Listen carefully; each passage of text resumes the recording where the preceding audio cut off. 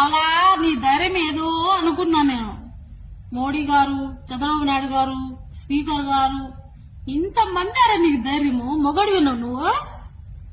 ఒసే లంచే, గుడిసెటి లంచే, పారంపోకు లంచే, నీ పూకులో 100 రాడ్లు దింప లంచే, ఎక్కడో కోవిడ్లో గుడ్డ తెంగించుకోవడం కాదే లంచే, ఇండియాకి రాయే లంచే, మగతనం అంటే ఏంటో చూపిస్తామే లంచే, గుడిసెటి లంచే, నీ పువ్వు కోసి కారం పెడతామే లంచే.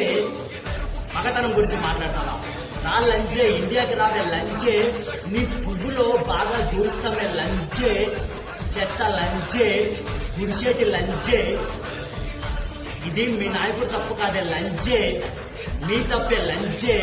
ఈ రోజు మీ నాయకుడు అధాపాతాలానికి వెళ్ళిపోవడానికి కారణం మీలాంటి గుడిసెటి లంచల వల్లనే వెళ్ళిపోయాడే జగన్ గారు అధాపాతాలానికి.